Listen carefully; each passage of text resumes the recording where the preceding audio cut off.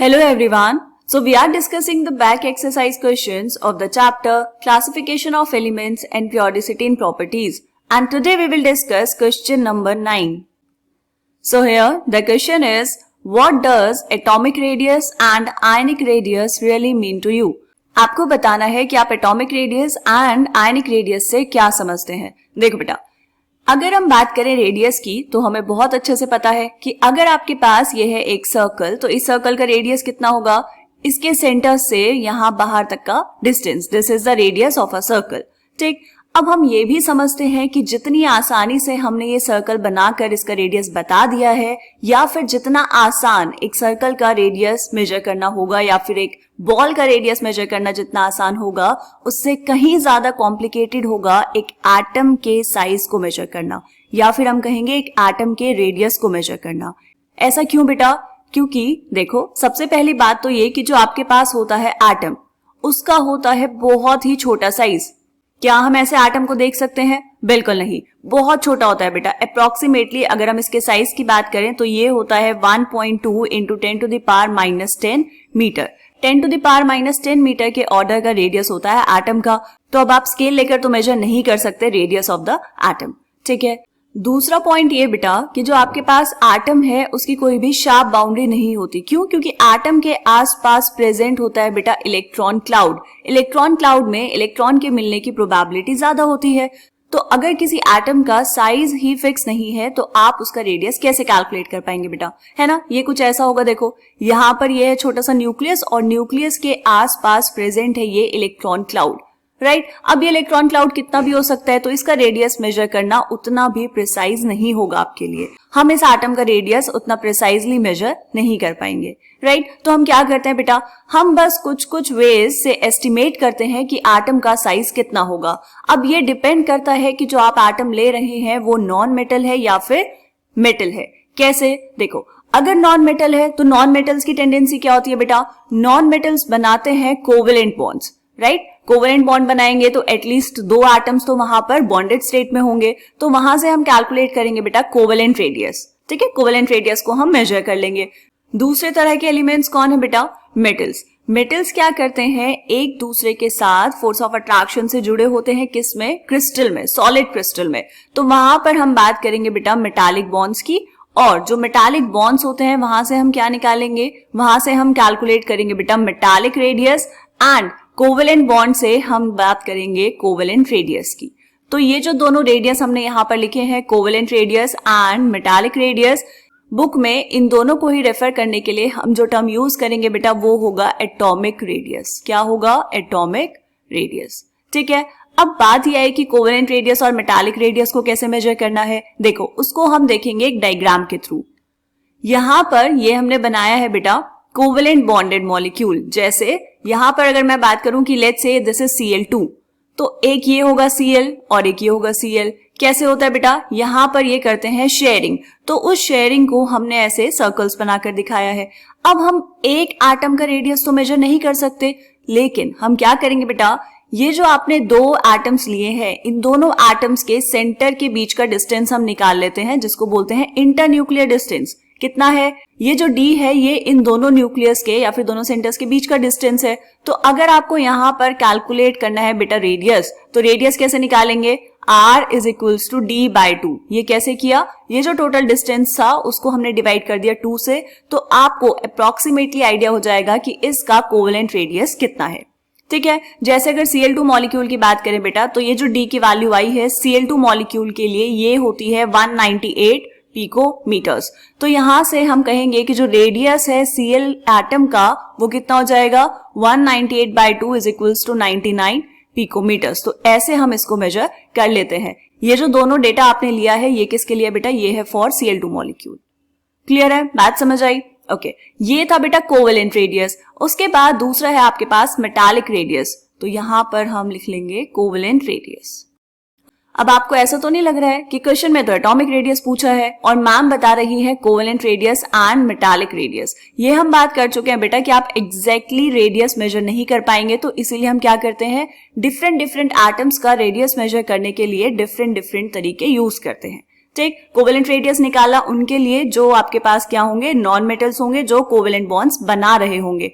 Metallic radius कैसे निकालेंगे, यहां पर ये है आपके पास दो मेटल्स। मेटल का कोर कैसा होता है बेटा, सॉलिड स्टेट में मेटल्स ऐसे एक दूसरे के साथ अरेंज होते हैं, एक पॉइंट पर टच होते हैं बीच में, राइट। तो आपने क्या किया, इन दोनों के बीच का निकाल दिया इंटरन्यूक्लियर डिस्टेंस। तो ये जो पूरी की पूरी येलो लाइन से बनाया हुआ है मैंने, ये क्या बेटा, दिस इज डी, यहां से यहां तक, ठीक है।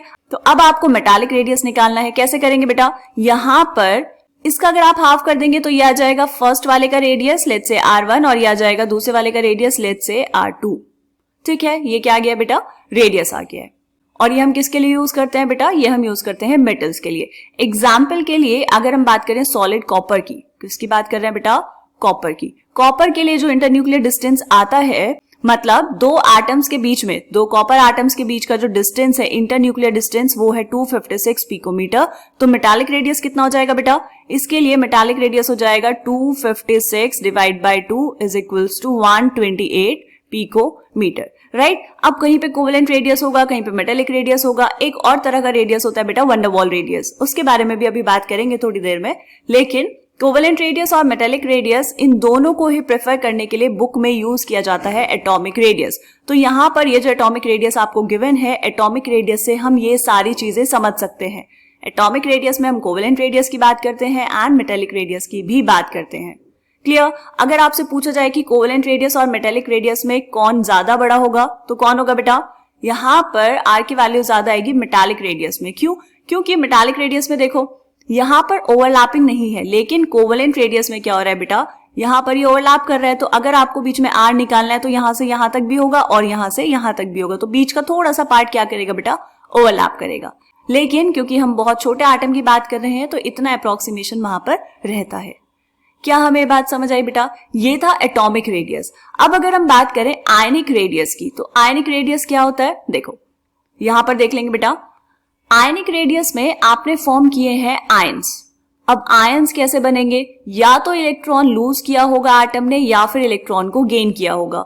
तो यहां पर अगर हम माने कि ये है आपका parent atom let's say A, इसमें आपने एक इलेक्ट्रॉन को गेन करवाया तो क्या बनेगा A-, और अगर एक इलेक्ट्रॉन लूज हुआ होगा तो क्या बनेगा बेटा A+।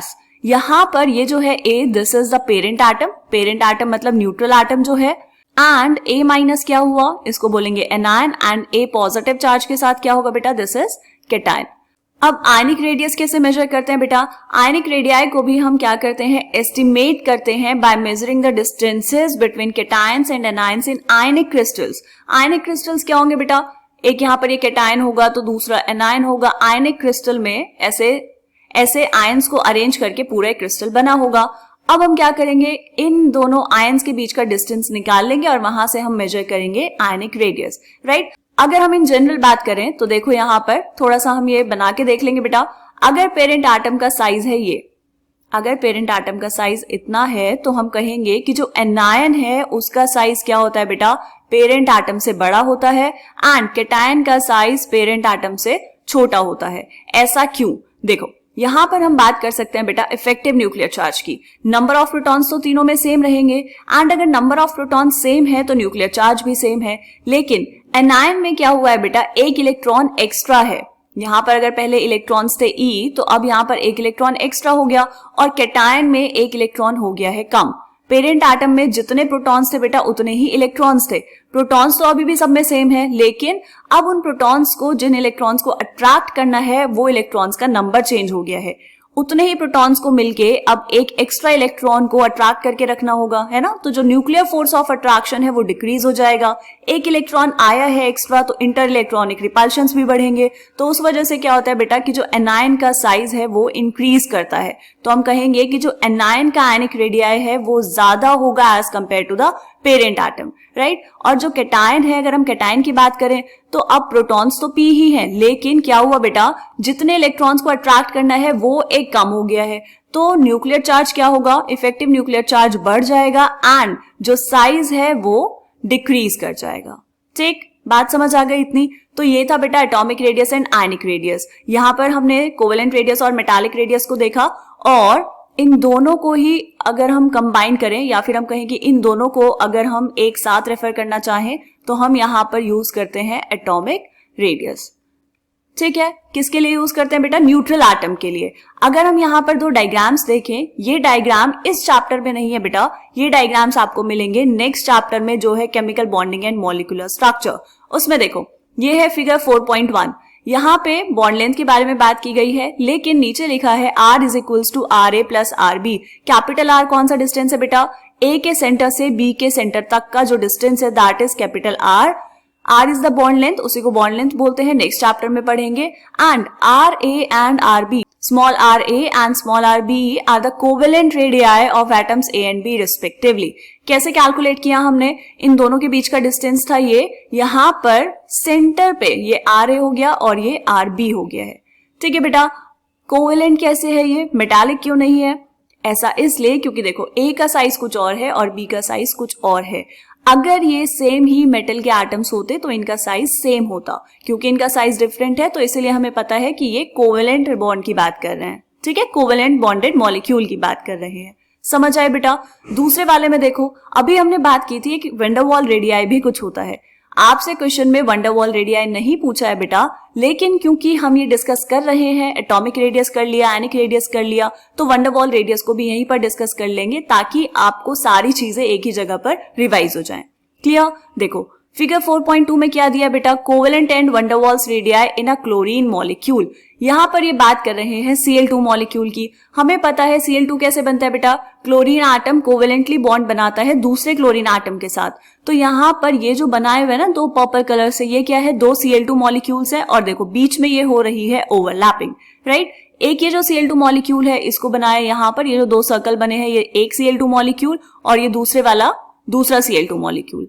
ठीक, अब ये जो बाहर वाली कवरिंग है बेटा, ये क्यों दिखाई गई है? क्योंकि देखो, अगर दो मॉलिक्यूल्स हैं तो दो मॉलिक्यूल्स एक मैक्सिमम डिस्टेंस तक ही एक दूसरे के पास आ पाएंगे, क्योंकि उनका जो इलेक्ट्रॉन क्लाउड है वो क्या करेगा? एक दूसरे को रिपेल करेगा। तो यहाँ पर ये जो बाहर वाली बाउंड्री बनाई है बेटा, ये जो बाहर वाला बनाया है ये इसलिए कि ये जो मॉलिक्यूल्स हैं ये इससे ज्यादा पास नहीं आ पाएंगे।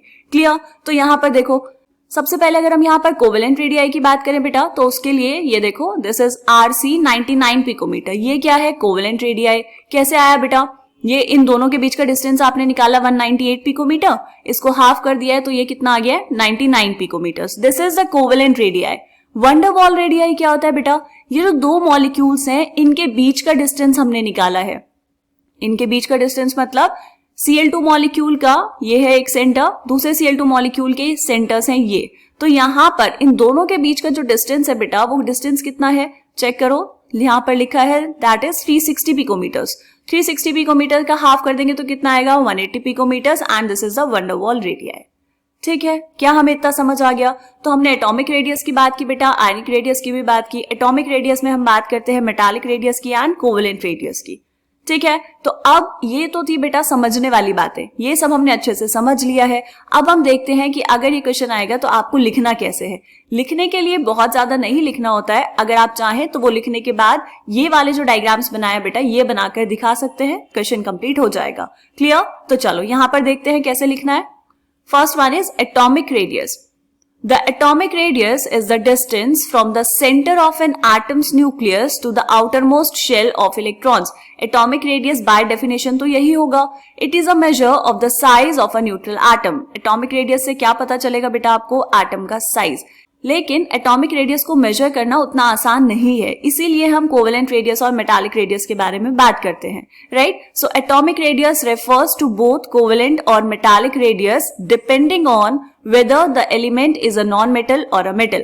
अगर एलिमेंट नॉन मेटल है तो हम कोवेलेंट रेडियाई की बात करेंगे, लेकिन सारे एटम्स तो कोवेलेंट बॉन्ड नहीं बनाते, तो फिर जो मेटल्स हैं उनके लिए हम मेटालिक रेडियस की बात करते हैं। ठीक है बेटा, next one is ionic radius. The ionic radius is the distance from the centre of an ion's nucleus to the outermost shell of electrons. Ionic radius क्या होगा? सेंटर से लेकर सबसे बाहर वाले इलेक्ट्रॉन्स तक का डिस्टेंस, किसमें? आयन में, right? It reflects the size of an ion, ये एक आयन के साइज को बताएगा, which can be larger or smaller than the atomic radius depending on whether the atom has gained or lost electrons. यही बात हमने यहाँ पर की है बेटा कि जो केटायन और एनायन है उनका साइज पेरेंट एटम से छोटा भी हो सकता है और बड़ा भी हो सकता है। मतलब अगर पेरेंट एटम की हम बात करें तो इसका क्या होगा बेटा? एटॉमिक रेडियस, क्योंकि ये न्यूट्रल एटम है।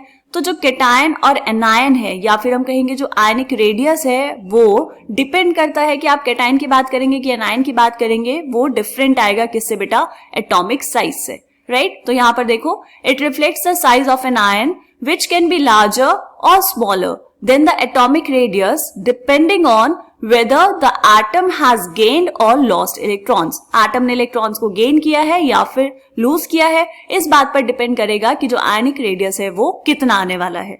क्लियर? आई होप ये क्वेश्चन आपको बहुत अच्छे से समझ आ गया होगा। इसको थोड़ा सा अच्छे से पढ़ लेंगे बेटा, एनसीईआरटी में इसके कॉरेस्पॉन्डिंग जो टेक्स्ट है आप एक बार उसको भी रीड करिएगा, आपको अच्छे से क्लियर हो जाएगा, सारी चीजें समझ आ जाएंगी। ठीक है, तो मिलते हैं नेक्स्ट क्वेश्चन में, तब तक के लिए आप अच्छे से पढ़ते रहिए, खूब सारी प्रैक्टिस करते रहिए। Bye bye.